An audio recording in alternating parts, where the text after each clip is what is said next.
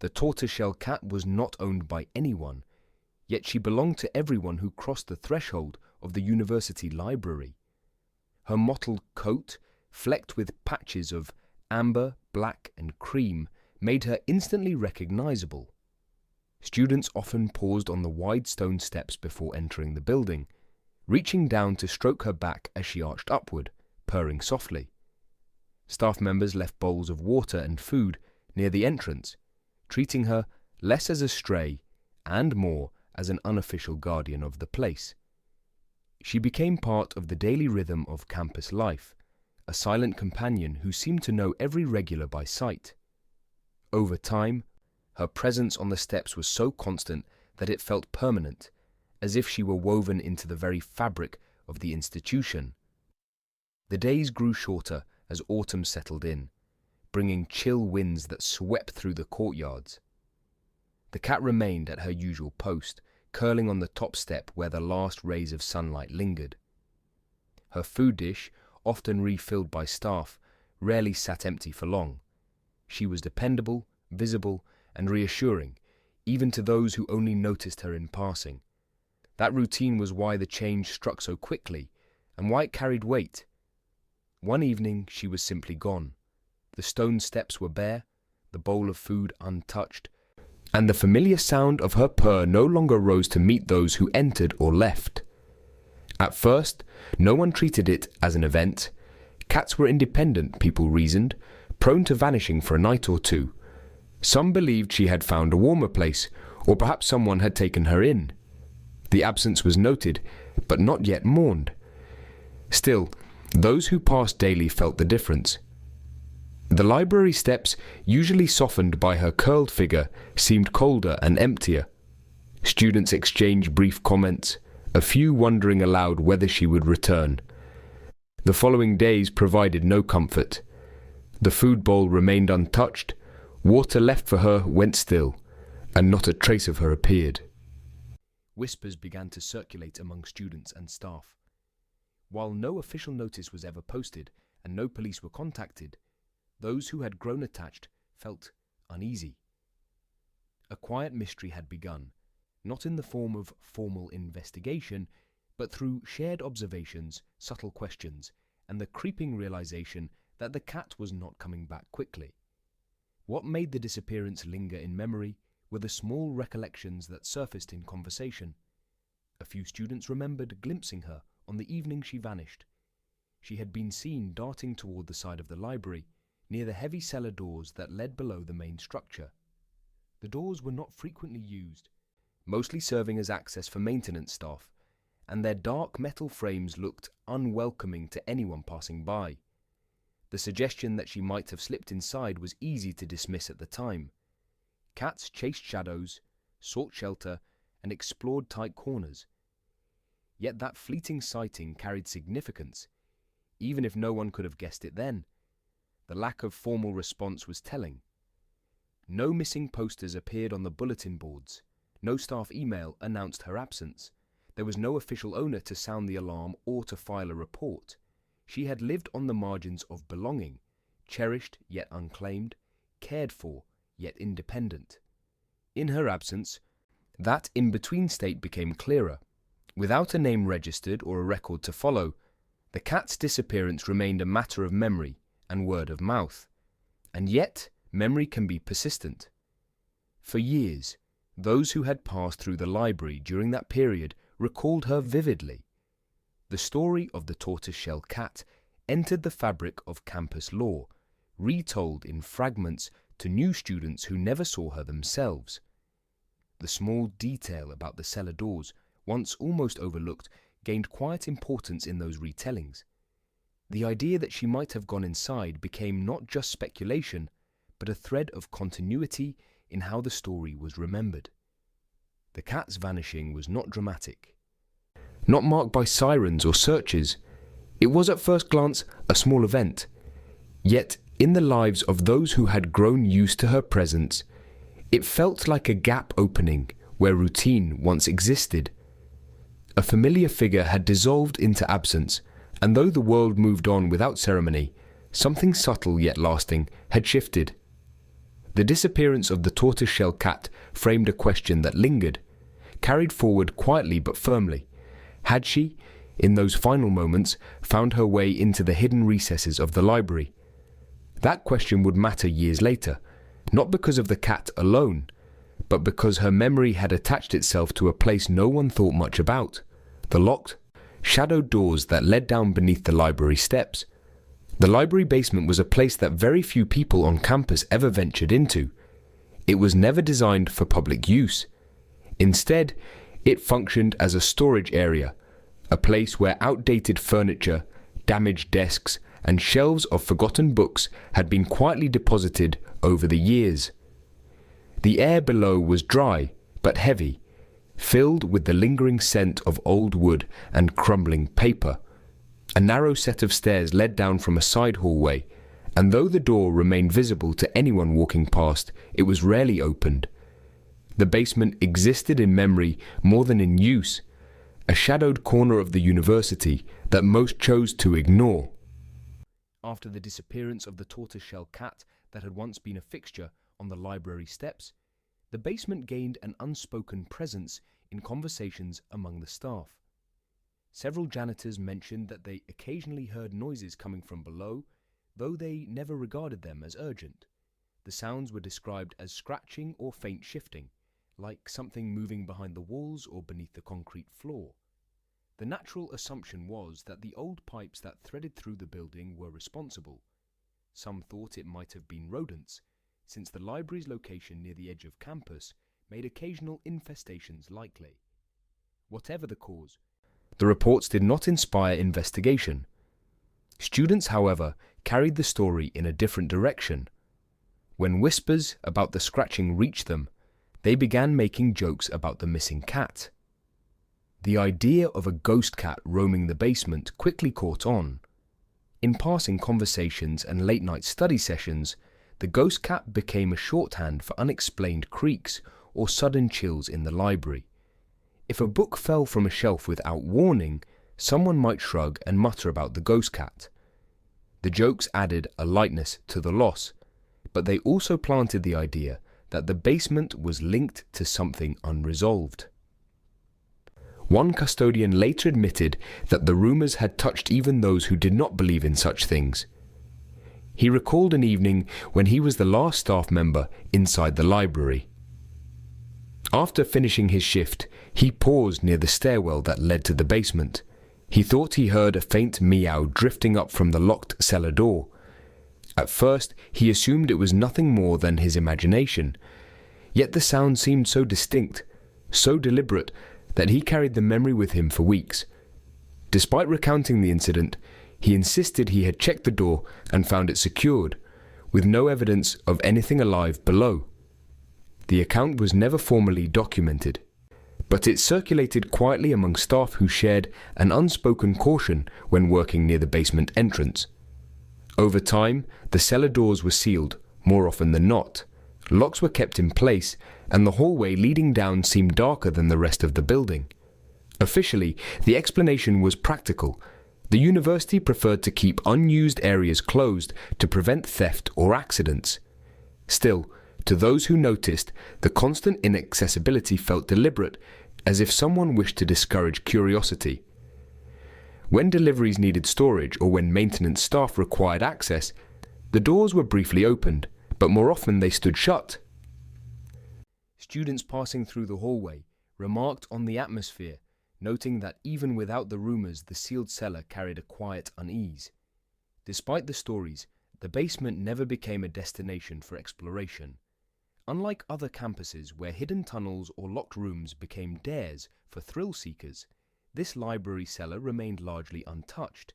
Its obscurity was part of its power. The ghost cat jokes faded with graduating classes, and the scratching sounds were eventually dismissed as the natural groans of an aging building.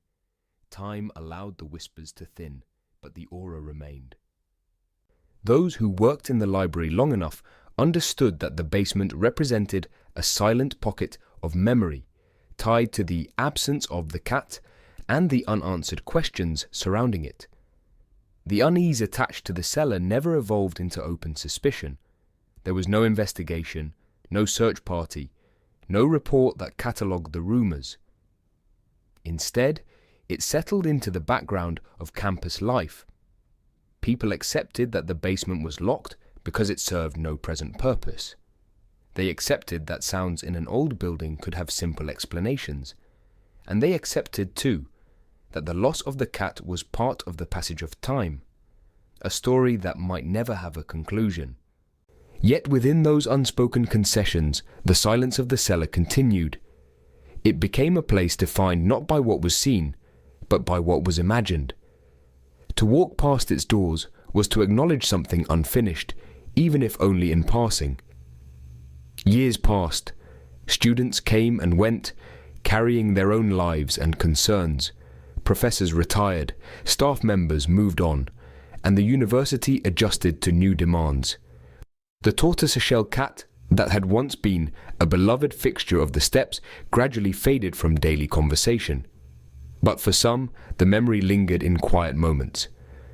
The library's entrance, once warmed by her presence, seemed a little emptier. The sealed cellar doors, unchanged and silent, stood as a reminder of unanswered echoes beneath the building. It would take a new generation of students to turn attention back to the space. Curiosity, once suppressed, would surface again, and when it did, something hidden would be uncovered, something that reached back to the cat's absence and the whispers that had never entirely disappeared. 5 years had passed since the disappearance of the tortoiseshell cat. The campus had changed in that span of time, as it always does. The students who had once fed her, petted her, and left bowls of food at the library steps were gone, their names preserved only in graduation lists and yearbooks. Yet the memory of the cat remained, whispered from one class to the next. She was remembered in anecdotes passed between freshmen during late-night study sessions, mentioned in fragments during campus tours, and sometimes recalled with a tone that carried more weight than the story seemed to warrant. Though no trace of her had been found, she endured as a small legend, an echo of something that had once been ordinary, but had grown into a campus mystery. The autumn of the 5th year brought a new cohort, a generation removed from the original circle that had known her presence. For them, the cat was never seen firsthand. She was only a story, the animal who had vanished one evening without a trace, leaving behind no clear explanation. Some treated the tale lightly, as if it were a bit of folklore, exaggerated in retelling. Others carried an unease about it, sensing that the lack of closure left the account suspended in an unsettling way. It was within this atmosphere that a student enrolled in the history department undertook a research project that would draw him into the quiet shadows of the past.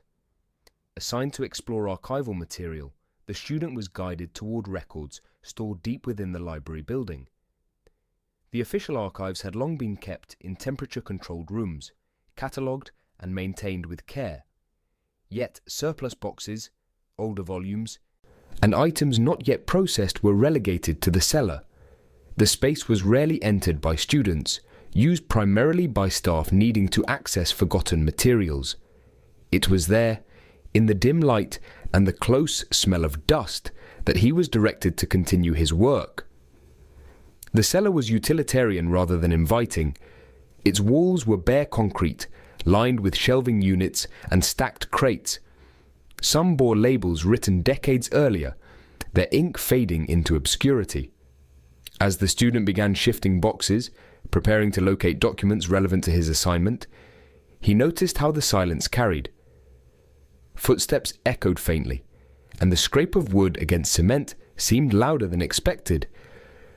It was in a corner, obscured by a pile of crates and an old cabinet, that something caught his eye. At first, it seemed no more than a small, irregular shape on the floor, a scattering of pale fragments that stood out against the grey surroundings. Bending closer, he recognized the contours of bones. The sight triggered an immediate assumption: rodents. Basements often housed the remains of small animals, carried in by time, neglected, or left to decay unnoticed. But something about the bones resisted that quick conclusion. Their size was slightly larger than he expected, the proportions not matching neatly with the image of rats or mice. There was also the arrangement, not entirely disordered, yet not preserved as if carefully placed. It was ambiguous enough to draw him further. The student paused, weighing curiosity against unease. He had never seen the missing cat, yet he had heard the story repeated enough times that the possibility could not be ignored. As he studied the bones more carefully, shapes emerged, fragments of a jaw, slender limb, pieces, delicate yet suggestive of something more than vermin. The realization unsettled him. He did not touch the bones, but he retrieved his phone and began taking photographs. Each image captured angles of the fragments, details that might otherwise fade when memory softened. The cellar's dim lighting required several adjustments, but he persisted, documenting as thoroughly as he could. In that moment, he understood that the discovery was not merely about academic research. It had connected him to something layered in the institution's history, something whispered but unresolved. Mixed emotions coursed through him. Curiosity urged him to know more, to seek confirmation. Dread reminded him that the past often holds more than expected and that answers can carry consequences. Between these feelings lay a quiet acknowledgement. The campus cat, long spoken of in casual tones, might not have simply disappeared into the night. Later, unsettled yet compelled, he chose to share the photographs. Among his acquaintances was a biology major, someone with greater knowledge of skeletal structures, someone who might offer clarity. Passing along the images, he withheld speculation, preferring to let the evidence speak before forming conclusions. He awaited a response with a patience that felt strained, knowing that what had been uncovered in the cellar was more than a pile of bones in a forgotten corner. It was a fragment of history quietly waiting to be recognized. The biology student laid the contents of the cardboard box across the long metal laboratory table. What had been retrieved from the cellar was not a collection of random fragments, as some had assumed, but an almost complete set of small bones. Spread carefully, piece by piece, they formed the unmistakable outline of an animal. The student, trained in comparative anatomy, quickly recognized the dimensions and curvature of the skull. Its rounded dome, narrow muzzle, and delicate jaw indicated a feline. More specifically, its size and proportions suggested a domestic cat. The mottled fragments of fur, still clinging to certain areas, faded by time, pointed toward the campus tortoiseshell, known to generations of students. The recognition carried a weight beyond academic curiosity. This was not just any specimen. It was the animal that had been seen daily on the library steps, the cat that had disappeared without explanation years earlier. To place its remains on a sterile laboratory surface transformed memory into evidence. What drew the student's attention most was not simply that the bones were feline, but the manner in which they appeared. They were not in a chaotic scatter, as one might expect if decay had run its natural course in an undisturbed corner. Instead, the skeleton bore signs of deliberate placement. The spine aligned in a careful row, the legs tucked near the ribcage, the skull resting forward as though posed. It did not resemble the collapse of a body left to nature, but rather an arrangement executed by human hands. The ribcage in particular caused unease. Several ribs showed fractures inconsistent with the slow weakening of decomposition. Their splintered edges angled inward, suggesting force had been applied during life or immediately after death. Natural collapse usually results in gradual sagging or separation. Here, the breaks seemed purposeful, the kind produced by trauma. When measured against known examples of animal pathology, the pattern did not match accidents or simple predation. It was far closer to inflicted damage. For the student, trained though still inexperienced, the evidence suggested the cat had suffered violence. This conclusion introduced an unsettling dimension. If the tortoiseshell had not died quietly of age or illness, but instead met a violent end, then the cellar was not merely a resting place, It was a hiding place. The notion rippled quickly once the students shared preliminary observations with peers. Within days, the campus community spoke in hushed tones about what the bones implied. Students who remembered feeding the cat outside the library recalled her friendly nature, how she approached without fear. The idea that someone might have taken advantage of that trust to cause harm disturbed many. The careful arrangement deepened suspicion. Bones scattered by rodents, moisture, or collapse look random. Here, alignment hinted at intention. To arrange a skeleton requires time, knowledge, and motive. It also requires access to the cellar space where the boxes had been stored. The student could not determine when the arrangement had occurred, only that it differed from natural order. The skull's placement at the forefront, almost like a centerpiece, gave the impression of ritual or display rather than careless concealment. That detail troubled observers most. Among the biology faculty, discussion remained cautious. Some warned against over-interpreting breaks in fragile bones, noting that weight from storage boxes or shifting over years could cause fractures. Yet the inward angles of the rib cage resisted such easy explanation. The possibility of deliberate trauma lingered, even if unproven. Without soft tissue or definitive forensic testing, certainty remained elusive. Still, the visual impression shaped perception. What looked intentional carried the weight of intent, regardless of final proof. In the student community, the discovery reignited older stories. The cat had long been a fixture of campus lore, remembered fondly. Her sudden disappearance years earlier had felt like a small mystery, explained away as wandering or natural death. To find her bones confined to the library cellar unsettled those who once assumed she had slipped peacefully into obscurity. The narrative shifted from harmless folklore to potential wrongdoing. Speculation moved swiftly. Had someone harmed her deliberately? And if so, why leave the remains arranged in darkness, beneath the very building where she was most visible in life? Conversations multiplied across lecture halls and dormitories. Some dismissed the findings as coincidence, suggesting the arrangement resulted from movement in storage or later handling. Others could not ignore the eerie alignment or the rib fractures. The more the story spread, the more it carried an air of unease. Students who had never met the tortoiseshell nonetheless absorbed the atmosphere of suspicion. An ordinary campus pet now seemed to embody a darker tale, one where cruelty intruded into familiar spaces. For the biology student, the examination did not provide closure. Instead, it raised questions without clear answers. The bones told part of a story, but not the whole. They revealed species, condition, and unusual arrangement, but not the identity of the person responsible. They suggested trauma, but not motive. They placed the cat in the cellar, but not the path that led there. Each fact illuminated a fragment while leaving larger uncertainties intact. The discovery marked a turning point in how the case was remembered. Until that moment, the missing cat had been a wistful anecdote. Afterward, it became a subject of whispered suspicion, carrying the implication of harm concealed behind academic walls. The bones, silent and fragmented, had altered the story. What began as a routine exercise in anatomy evolved into evidence of mystery. The student closed the examination with more questions than answers, yet one conclusion felt unavoidable. This was no quiet death from age.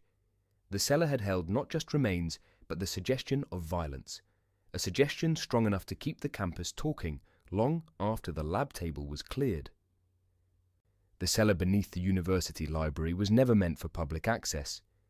It was a space defined by practicality rather than curiosity, a place for storage rather than discovery. Locked doors kept most people away. The access system was simple but firm. Only janitors, librarians, and select faculty members were ever issued keys. That restriction, on paper, ensured that the area remained secure. Students passed the locked door countless times but rarely questioned what lay behind it. For most, it was simply an off-limits corner of an otherwise familiar building. As memories of the missing cat lingered year after year, attention shifted toward the cellar itself. Questions began to circulate quietly among the student body. Who exactly had the ability to open that door? How many copies of the keys existed, and who was responsible for them? These were not idle curiosities, but pointed inquiries driven by the unsettling possibility that the cellar had played a role in the animal's disappearance. When the story was first whispered, many dismissed it as an urban legend in the making. Yet others insisted that the details mattered. The timing, the circumstances, and the lingering unease pointed towards something deliberate. Students began to ask discreetly, choosing moments in conversation with staff to probe for information. A few custodians were approached, as were librarians who had worked in the building for years. Slowly, fragments of information began to take shape. One custodian, speaking carefully, revealed that a set of cellar keys had in fact gone missing. The detail, once voiced, carried a weight heavier than anyone expected. The disappearance of those keys, according to him, happened around the very same year the cat vanished. That coincidence was difficult to ignore. It was not the kind of information that could be brushed aside without consequence. At the time, however, no alarm was raised. The cellar was not treated as a high-security area. It contained no rare manuscripts, no valuable equipment, nothing that seemed at risk of theft. For administrators, the missing keys were a minor inconvenience rather than a matter of concern. Replacements were issued, and the building's routines continued as before. No record indicated that an official inquiry ever took place. From an investigative standpoint, the overlap of events was troubling. The cat disappeared during the same period when the keys slipped out of institutional control.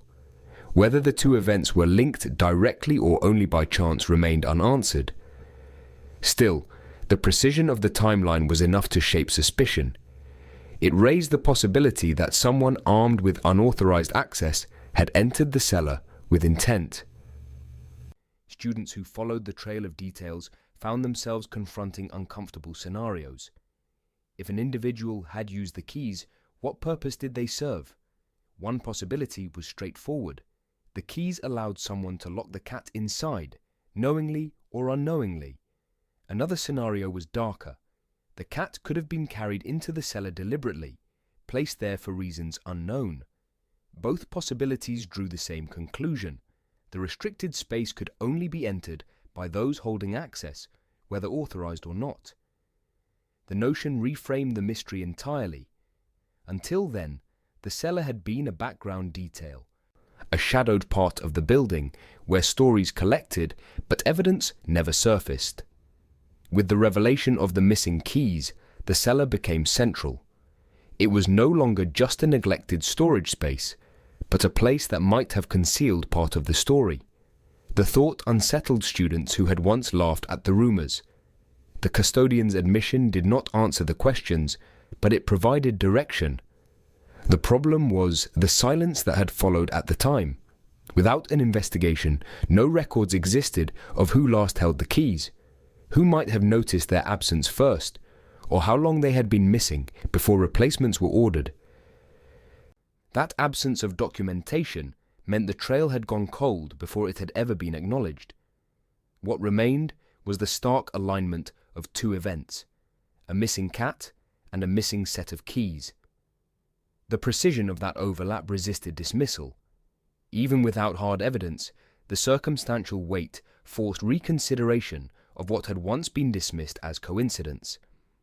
In the eyes of those retracing the story, the cellar no longer stood outside the narrative, but at its core. Theories continued to circle quietly, never reaching official channels, but persisting among those who cared to ask. Could the animal have been trapped unintentionally? The victim of a door locked by someone unaware of what lay inside? Or did the possession of those keys grant an opportunity for someone who acted with purpose? The difference mattered, but without further proof, both remained plausible. For students attempting to reconstruct the timeline, the revelation about the keys was a turning point. It added structure to an otherwise formless account, where before there had only been whispers of scratching noises and forgotten stories, there was now a tangible fact. Keys had existed, and one set had disappeared at the exact time when the cat's presence on campus ended. That detail, preserved in memory rather than records, stood as both fragile and essential. Fragile because it relied on recollection years after the fact. Essential because it tied the closed door of the cellar directly to the timeline of disappearance. For those piecing the story together, it was the most concrete connection yet. The cellar, once dismissed as unimportant, had become inseparable from the unanswered questions. The door that was supposed to guard nothing of value might instead have guarded the most significant secret of all. Among the university library staff, one name began to surface repeatedly whenever the vanished tortoiseshell cat was discussed. It belonged to a librarian who kept mostly to himself. A man assigned to the evening shifts when the halls were quieter and the reading rooms more subdued. His presence was steady but rarely warm. Students recalled him as curt, his voice sharp when enforcing silence, his eyes narrow behind wire-rimmed glasses that caught the glare of fluorescent lights. Unlike others on staff who tolerated or even enjoyed the cat's company, he seemed to bristle at her presence. Memories collected over the years converged on a particular detail: his irritation at finding books stacked on the steps with faint claw marks traced across their covers. Several students had left volumes outside temporarily, pausing to greet the cat before heading back in. When those books bore even the slightest scratch, his displeasure was obvious. He spoke about the matter not once but often, loud enough for others to overhear. His tone carried less concern for the books themselves and more disdain for the animal. To those who heard him, it was clear he did not want the cat near the library. The contrast between him and other staff stood out. Custodians would bend to refill her water dish. Faculty members dropped scraps of food after late lectures.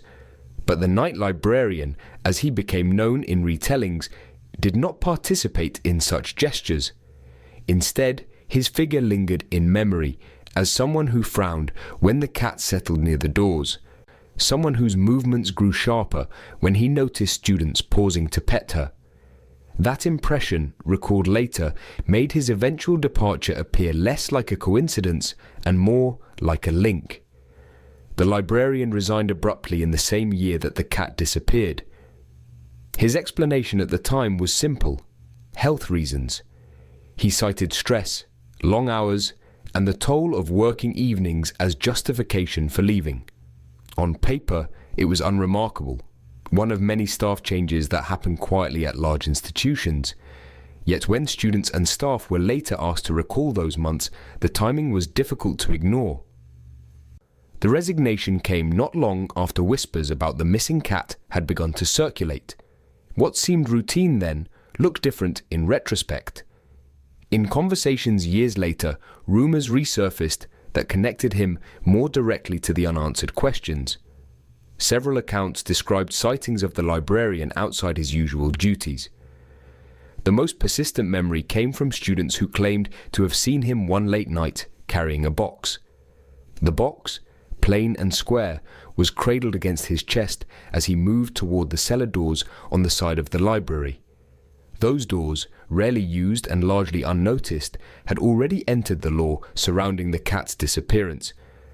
The recollection of him heading that way, box in hand, merged seamlessly with suspicions. No one at the time thought to question him directly. The sight of a librarian carrying a container was not extraordinary. Supplies, documents, or discarded materials often moved through the building. Without context, it was an image without meaning. Only later, when the cat's last known movements were remembered in connection with the cellar doors, did the memory acquire weight. The image of the librarian, the box, and the dark entryway became a detail retold in hushed tones, passed along as a possible explanation for what had once seemed an ordinary staff change. What remains striking is how ordinary he appeared on the surface. He was not a man who drew attention through the scandal or dramatic behavior. His role was routine, his duties clear, his presence familiar to anyone who studied late into the night. That ordinariness may be why his departure passed without much comment. Yet, in the slow accumulation of memories, the sharp tone when speaking of the cat, the visible irritation at her scratches, the refusal to engage in the small acts of kindness others extended, all of it began to form a portrait that felt less like coincidence and more like cause.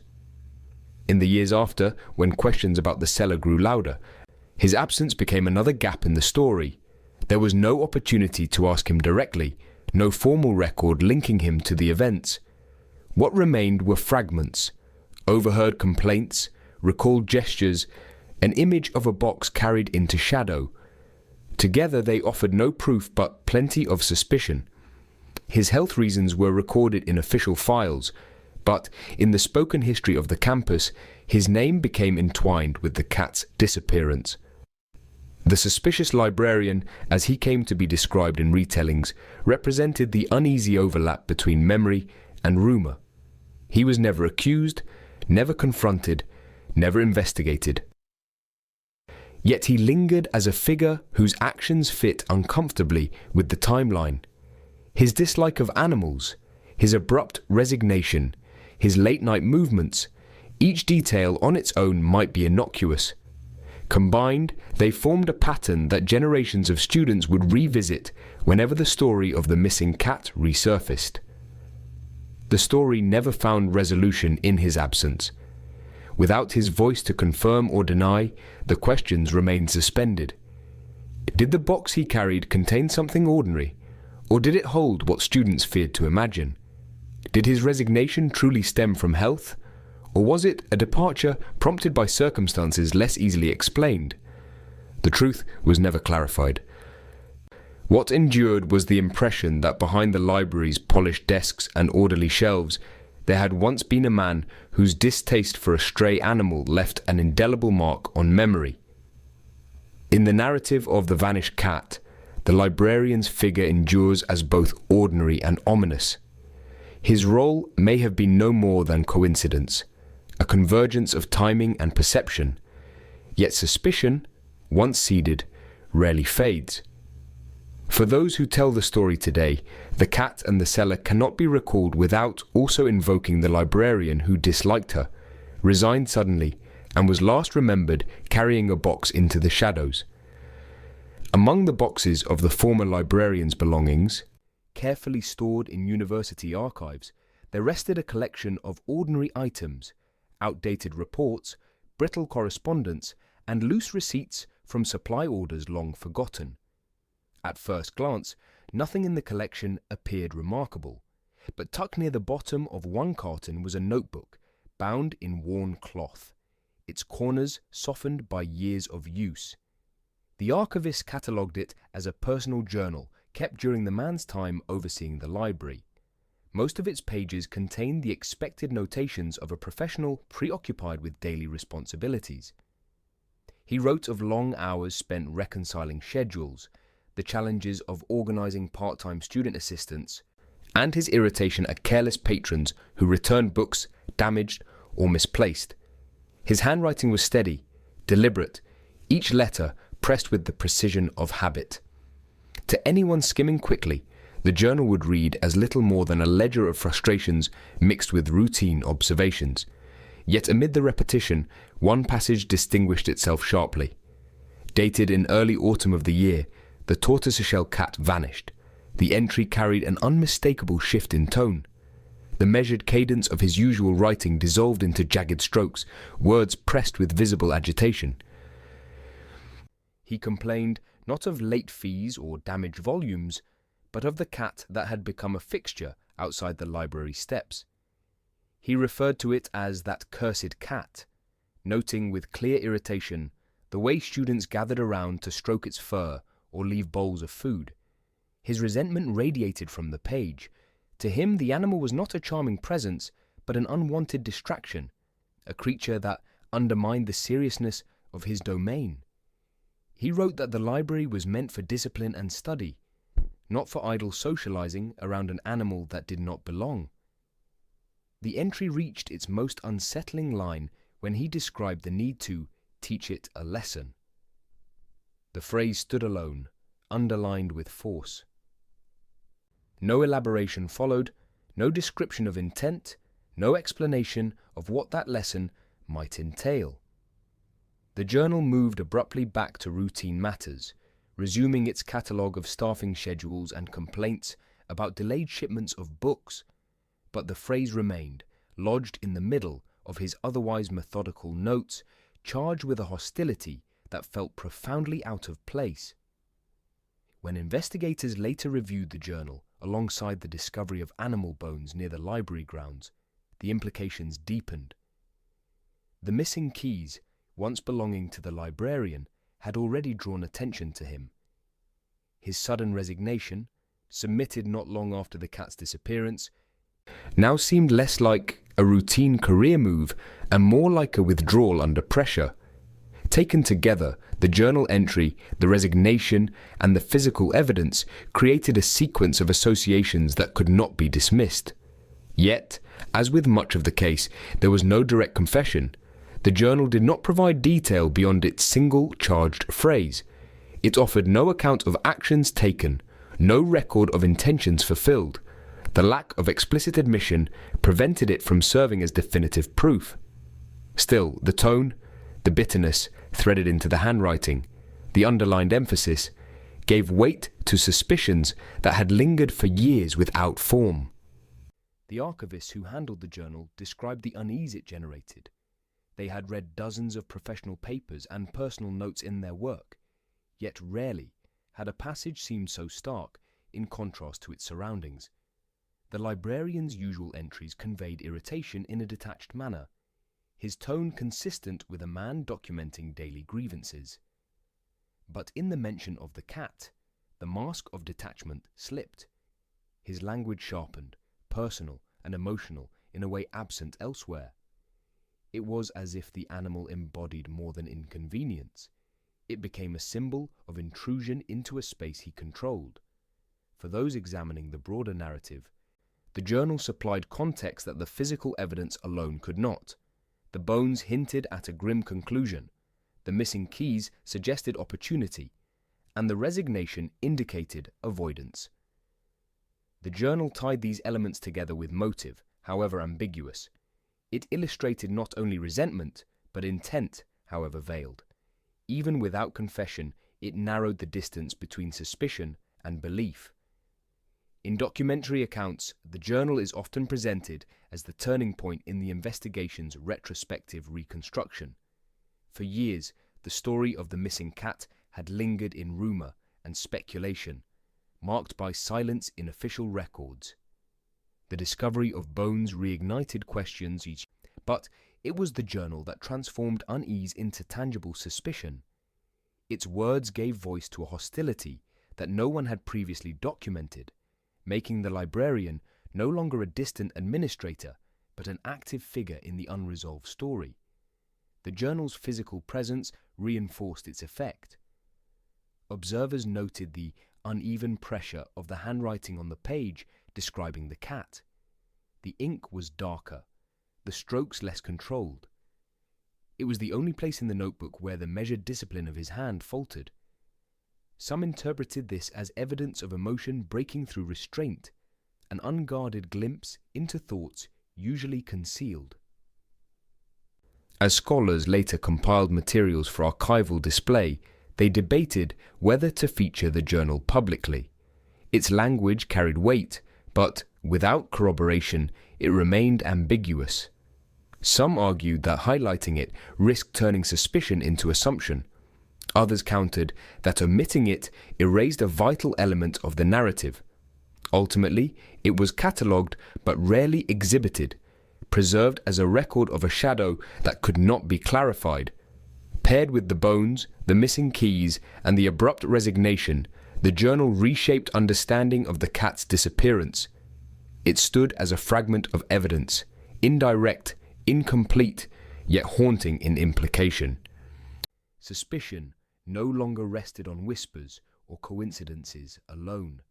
Instead, it gained a voice, written in the hand of the librarian himself, a voice that revealed bitterness where others had seen only silence.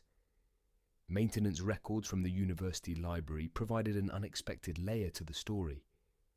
What had once seemed like a straightforward storage space filled with boxes and unused furniture proved to have a more complicated history. The cellar was not simply abandoned or forgotten. It had been used in ways not officially recorded by members of the staff. Notes within old work orders and logbooks documented inconsistencies, hints of activity that extended beyond routine upkeep. At first, the details were subtle: remarks about misplaced keys, unexplained trash left near shelving units, or the need to clear away items that had no connection to library holdings. But when maintenance workers were interviewed, memories surfaced that reached beyond paperwork. Several recalled finding objects that suggested the basement served a purpose other than simple storage. These discoveries raised questions not only about the missing cat, but also about the culture of secrecy that surrounded the cellar. One recurring detail was the presence of candles. Maintenance crews described entering the space after hours to find wax remnants pooled on the floor, dripped along shelves, or hardened in the corners of crates. While candles might easily be dismissed as debris from students or staff seeking light during outages, the number and placement suggested something more deliberate. Combined with accounts of faint smoke, odors lingering after the building had officially closed, the impression formed that the cellar had hosted gatherings that were neither casual nor authorized. Alongside the candles, carvings were noted. These were not elaborate engravings, but rather markings scratched into the surfaces of wooden crates and concrete walls. Some appeared as simple initials, while others were geometric in form, shapes that defied easy interpretation. One janitor recalled tracing his hand over lines that seemed too carefully arranged to be idle graffiti. When asked years later, he admitted that the precision left him uneasy. Though he was not trained to analyze such symbols, the impression lingered that their placement carried intent. Food wrappers and scraps provided yet another dimension. Crumpled paper, discarded packaging, and remnants of snacks were occasionally collected during cleanings. The cellar, according to logs, was not meant for extended occupation, yet the evidence suggested people had remained there long enough to eat, to linger, and to leave behind traces of presence. The combination of candles, carvings, and wrappers painted a picture of a space used after hours, away from oversight. One maintenance worker, interviewed about his decades on staff, recalled an incident more direct than scattered evidence. He spoke of entering the cellar late one evening, expecting to retrieve tools. To his surprise, voices carried through the concrete hall, muffled but distinct. Moving closer, he noticed figures gathered near the far corner. They were not students, at least not visibly. He recognized staff among them, though their purposes were unclear. He described the scene only in fragments: the circle of people, the low tone of conversation, and the unmistakable presence of candlelight. Confronted with the unexpected, he backed away quietly, later deciding not to raise the matter formally. The risk of causing conflict, or perhaps the fear of misunderstanding, kept him silent. Such accounts fueled speculation. Was the death of the cat connected to these gatherings? The presence of bones in the cellar could be interpreted in multiple ways. On one hand, the possibility remained that her end was natural, her remains carried into the basement by circumstance. On the other hand, the environment suggested a different conclusion. If the cellar was actively used, then its occupants may have intersected with the cat's fate. The distinction between casual cruelty and ritualized activity blurred, leaving investigators to weigh the evidence without reaching definitive resolution. The question lingered. Why had the cellar, of all places, attracted such hidden use? Part of the answer lay in its architecture. Isolated, poorly lit, and rarely patrolled, it provided privacy unmatched by other areas of the library. Another factor may have been its neglect. Because the cellar held outdated materials and disused furniture, its state was seldom scrutinized. Those who sought seclusion found it easily accessible, yet removed from authority. To understand the broader context, researchers examined cultural patterns of the time. Universities often contained subcultures that operated parallel to official life. From informal clubs to secret societies, basements and forgotten spaces frequently served as meeting points. Within that framework, the activities in the cellar may have been less extraordinary than they first appeared. However, the convergence of secrecy, unusual markings, and the cat's disappearance cast these behaviors in a darker light. Ultimately, the cellar revealed itself as more than a backdrop to a mystery. It was a place shaped by duality, officially a storage area, unofficially a site of gatherings and concealment. The logs and testimonies did not resolve the fate of the cat, but they reframed the space in which her story unfolded. Instead of a passive environment, the basement became an active participant, its shadows holding traces of human presence. Whether the bones represented the outcome of ritual, cruelty, or coincidence remained unsettled, yet the evidence confirmed one fact: the cellar was never empty. Its silence concealed activity, and its obscurity offered cover for practices unrecorded in official histories. The memory of the cat intersected with these other shadows, intertwining two narratives, one of an animal lost, another of human gatherings hidden from view. Together, they deepened the mystery, leaving the cellar as a space marked by secrecy rather than simple neglect. The remains were transferred from the student laboratory to a small forensic facility where a veterinary pathologist agreed to examine them in greater detail. Unlike a routine biology student's assessment, this analysis would apply methods developed for cases where animal injuries could indicate crime. The bones, carefully catalogued and cleaned, were laid out on a padded surface beneath strong light. Each fragment was recorded photographically, measured, and compared with reference specimens.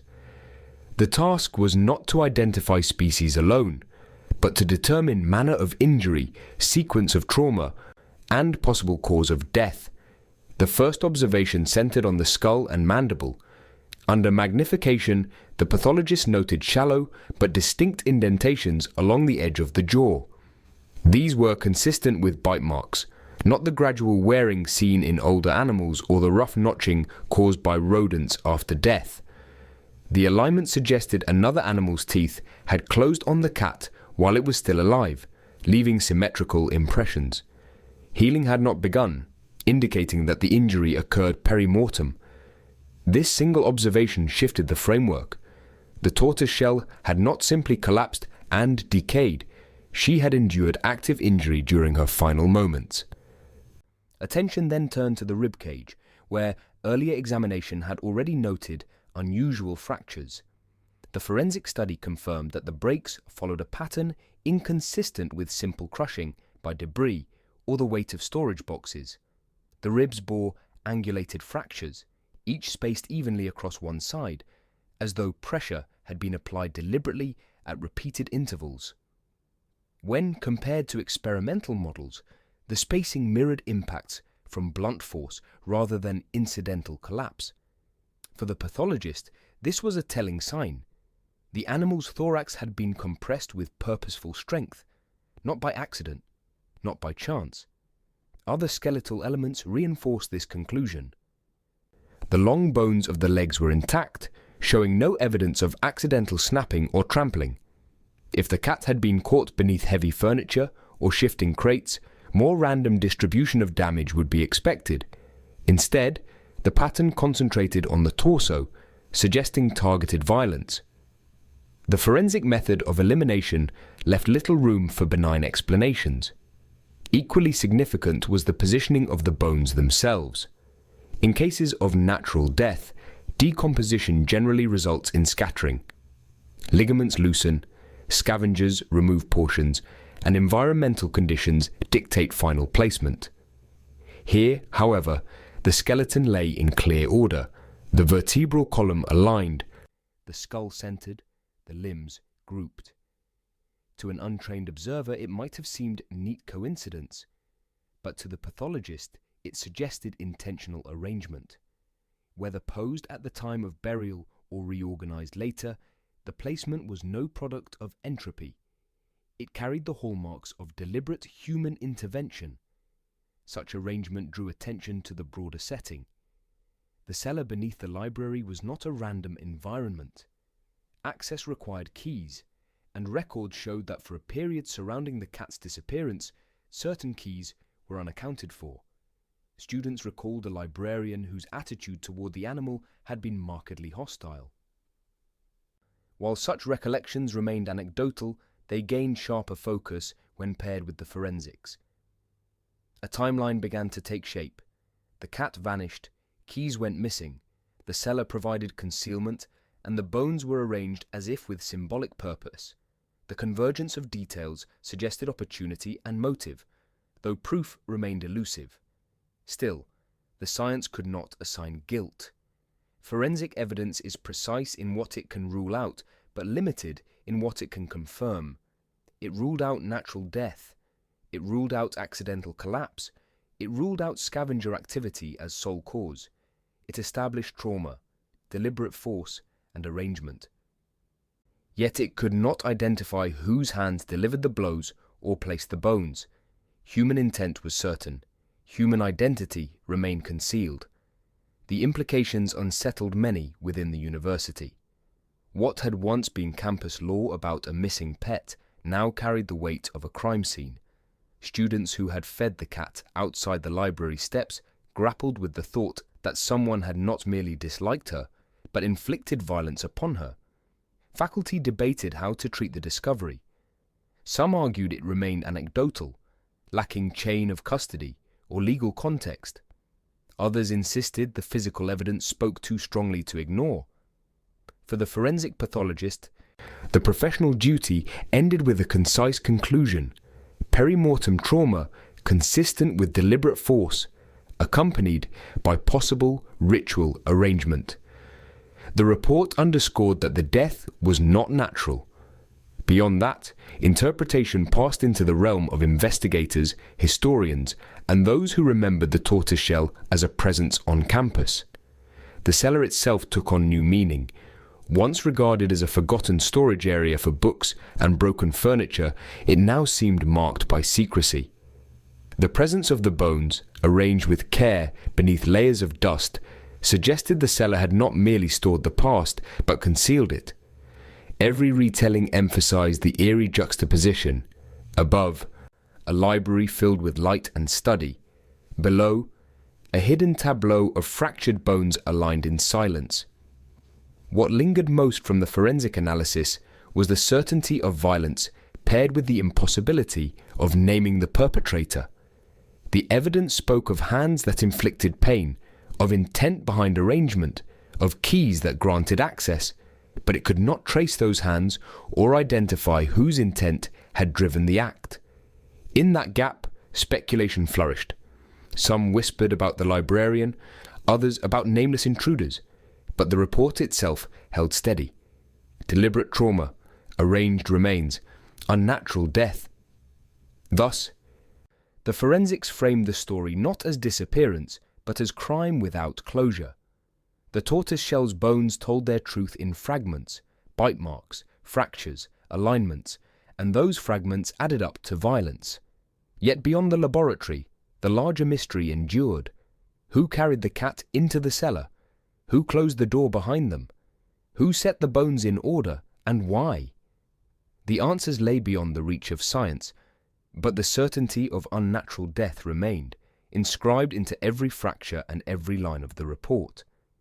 The students who remembered the cat carried with them more than casual recollections. For years, she had been a constant presence around the library steps, weaving herself into the rhythms of campus life. To some, she was a companion during long study hours, a small comfort in a place that often felt overwhelming. Her presence was simple, yet deeply felt, an animal whose quiet constancy offered relief from the pressures of academic life. Exams were one of the most difficult periods for students. Late nights stretched into early mornings. Pages of notes spread across desks, the air tense with anxiety. In those moments, the cat was more than a distraction. She moved among students with ease, resting beside their books or curling near their bags. Stroking her fur gave them a pause from the intensity, a reminder that life existed beyond deadlines and grades. The comfort she provided lingered in memory long after the work was done. On rainy nights, when the campus grew silent and the library windows glowed against the darkness, she appeared as though on cue. Students hurrying through the wet pathways often found her waiting, paws tucked beneath her, patient against the chill. To stop and acknowledge her presence was to feel less alone. She represented continuity, a familiar face in a setting where many felt transient. Those who passed through the university for only a few years remembered her as part of their time there, inseparable from the environment itself. For students navigating loneliness, especially those far from home, her companionship mattered in ways that were difficult to articulate. The simple act of greeting her or finding her already seated on the steps created a connection. In a place defined by intellectual pursuit and personal ambition, she embodied something softer, something human in its warmth. The idea that she had been harmed unsettled those who recalled depending on her presence. When the discovery of her fate became known, the reactions were immediate and visceral. Anger and sorrow intertwined, each reinforcing the other. It was not only the loss that struck students, but the nature of it. To imagine that her disappearance had been tied to cruelty rather than chance forced many to reframe their memories. What had once been a source of comfort became shadowed by suspicion and grief.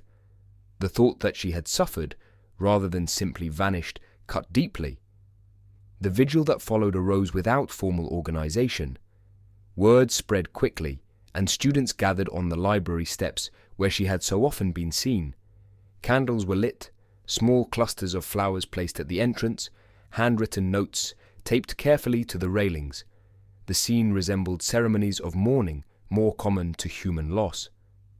The symbolism was deliberate. For those gathered, the cat had not been a passing curiosity but part of their shared life. The atmosphere of the vigil was quiet but charged with emotion. Some students wept openly, others stood in silence. Stories were shared aloud, brief anecdotes of time she had settled onto a lap or appeared beside a group studying through the night. Each account reinforced her role, not as a stray animal, but as a companion woven into the culture of the university. Mourning her was not an act of sentimentality. It was an acknowledgement of what she had given. The feeling expressed repeatedly was that the cat was mourned as one of their own. To call her a fellow student might seem exaggerated to outsiders, but for those who had lived the experience, it was accurate. She had been there during milestones, through struggles, through fleeting moments of joy. The grief reflected a recognition that something irreplaceable had been taken. Yet beneath the grief ran a current of anger. The vigil was not only about loss, but about unanswered questions. If cruelty had been involved, how had it gone unseen? The library was a central space. Its steps occupied day and night. The idea that harm could have been inflicted in such proximity raised troubling doubts. Students questioned whether warnings had been ignored, whether someone had noticed suspicious behavior but failed to act. The anger deepened when framed against the backdrop of the university itself. This was a place dedicated to learning, knowledge, and progress. That such an act could occur here, in an environment assumed to foster care and responsibility, was difficult to reconcile. The contrast was stark between the ideals of the institution and the apparent indifference to what had transpired within its walls. Some students spoke of betrayal. They had trusted the campus as a safe space where even a stray cat could live peacefully. The revelation shattered that trust. The unanswered questions became more than speculation about the fate of an animal. They became reflections of how cruelty can exist unnoticed even in spaces built to illuminate truth. In the weeks following the vigil, the memory of the cat lingered in conversations. Students continued to share their stories, not out of nostalgia alone, but as a way of preserving her presence against the shadow of how she may have died. The grief remained, tempered by the passage of time, but sharpened by the absence of resolution. What endured most was the recognition that her memory represented something larger. She was not only a reminder of individual comfort, but a symbol of how communities form around unexpected figures. The vigil, the grief, and the questions all underscored the depth of connection she had inspired. Even in loss, that connection persisted, demanding acknowledgement and respect. Efforts to trace the librarian who had once worked the night shifts at the university library began years after his resignation. What had initially seemed a minor staff change gained new weight as the memory of the missing tortoiseshell cat deepened into a campus legend. Investigators and amateur researchers alike turned to records, hoping to piece together a clearer picture of the man whose name had become linked, however tenuously, to the unanswered questions surrounding the cellar and the vanished animal. Public employment files offered the first clues. They confirmed that he had formerly left the university, citing health reasons, as remembered. For a time, his trail continued in ordinary fashion. He relocated to another town, where he briefly appeared on payrolls at smaller institutions. The positions were temporary, the tenures short, and the records sparse. After those entries, his name stopped appearing altogether. Employment databases that once traced his movements fell silent, leaving a gap in the timeline. Neighbors from the town where he was last known to live provided glimpses of his later years. Their recollections painted a portrait consistent with earlier impressions. He kept largely to himself, emerging only for necessities. His interactions were curt, often marked by a sharp edge that discouraged conversation. Some described him as odd, noting his solitary habits and the air of bitterness that seemed to surround him when he spoke of the past. A few recalled that he mentioned his years at the library, though always with resentment rather than nostalgia. The consistency of these observations added texture, but not clarity. They suggested a man who carried grievances, who looked back on his time at the university as a burden rather than a chapter of pride. Yet none of those accounts linked him directly to the disappearance of the cat. The neighbors' words were impressions, not evidence. They offered atmosphere, not answers. Attempts to find official documentation of his later life faltered. No further employment records surfaced. Public directories listed his name only sporadically, and then not at all.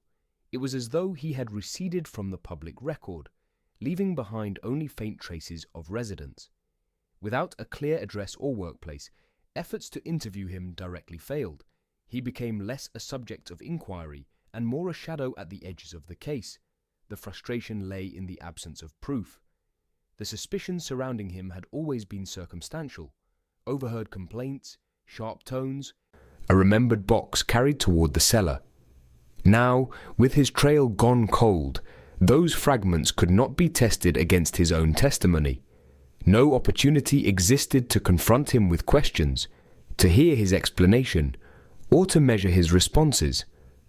What remained was speculation, bolstered by the suggestive timing of his resignation, but never solidified into fact. This absence placed the story in a peculiar state.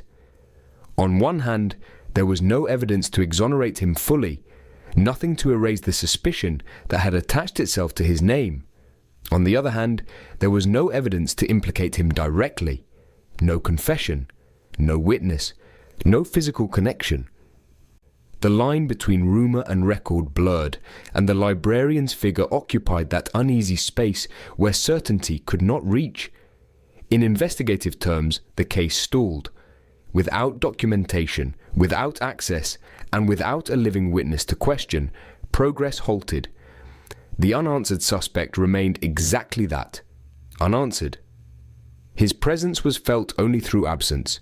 his story told not through his own voice, but through those who recalled him.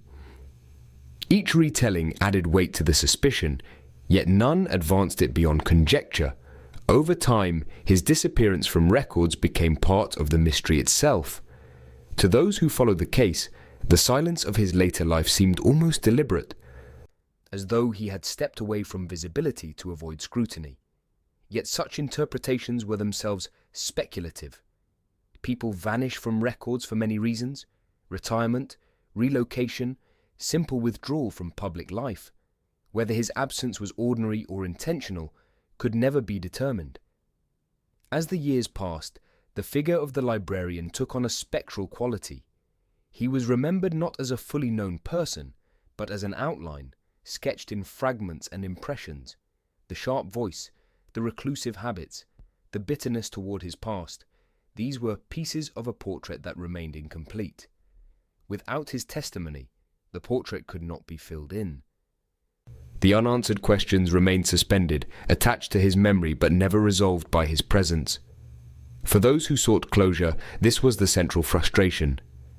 The trail led toward him, lingered briefly in recollections and rumors, and then dissolved into silence. With no confession, no evidence, and no direct link, the case could move no further. He faded from view much as the cat had, first present, then gone, leaving behind only traces in the minds of those who remembered. And yet, suspicion remained. It lingered not because of proof, but because of the way memory collects around unanswered details. The librarian's sharp words, his sudden resignation, the sighting of the box, the bitterness recalled by neighbors, none of these stood as evidence, yet together they shaped an impression that refused to disappear. In the absence of answers, suspicion filled the void, ensuring that the unanswered suspect remained part of the story long after his presence had vanished. In the final reckoning, the tortoiseshell cat came to represent something larger than her own life. What began as the familiar presence of an animal on the steps of a library gradually transformed into a story that the campus carried for generations. Her absence, once explained only in rumor, became a reminder of vulnerability, cruelty, and the uneasy permanence of memory. The cat had been no official mascot, no sanctioned symbol of the institution. She was instead a creature who chose her place, curling in the sun against the stone entrance and weaving herself into the daily rhythm of the university. Students paused to greet her, faculty offered scraps of food, and staff allowed her presence as part of the building's identity. That such a small figure could define an atmosphere became clear only after she vanished. The absence hollowed a space that could not be filled by routine alone. As the years passed and fragments of evidence surfaced, the bones unearthed near the library grounds, the missing keys, the cryptic journal entry, her story ceased to be merely about a lost pet.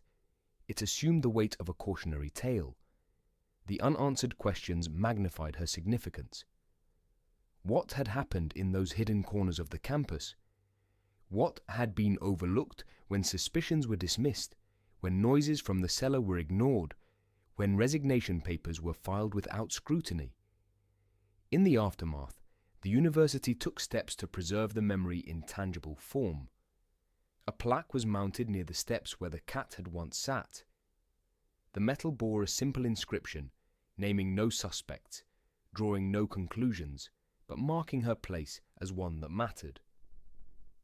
Students could pause to read it on their way into the library, recognizing not only the cat, but also the silence that surrounded her disappearance.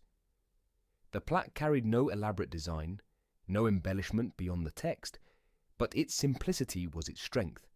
It acknowledged loss without presuming to resolve it. Over time, the plaque became part of the orientation tours for new students.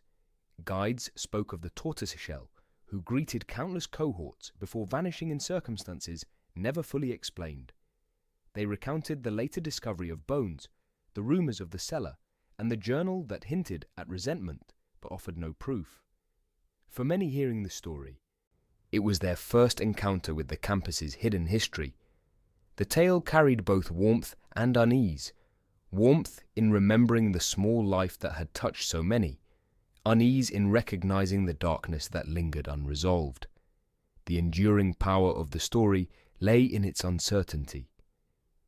Was the cat the victim of human cruelty, the target of a man who resented her presence enough to act upon it? Or was she caught in something stranger, tied to the whispers from the cellar and the atmosphere of unease that clung to that locked door? The evidence pointed in multiple directions, but never aligned into certainty. That ambiguity preserved the story's resonance. It could not be closed, only carried forward. For students, the story became a quiet lesson. It was not merely about an animal, but about the fragility of presence and the weight of neglect. To remember the cat was to acknowledge how easily small cruelties could be overlooked, how easily silence could become complicity. The absence of resolution forced reflection rather than closure. It reminded them that stories do not always end with answers, and that memory itself can serve as justice when certainty is denied. Faculty too found meaning in the story. For some, it was a reminder of the responsibility institutions carry toward their communities, including the smallest members who adopt them. For others, it was an example of how narrative binds place to people, how a library could be remembered not only for its books, but for the life that once graced its steps. The plaque symbolized more than loss.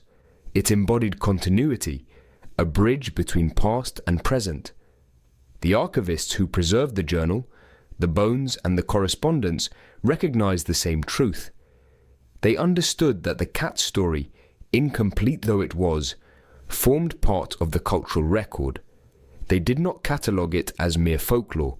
Instead, they placed it alongside documents of administration, faculty papers, and student publications, treating it with the seriousness accorded to history. Each generation of students found its own way of engaging with the story. Some laid flowers near the plaque on anniversaries of her disappearance.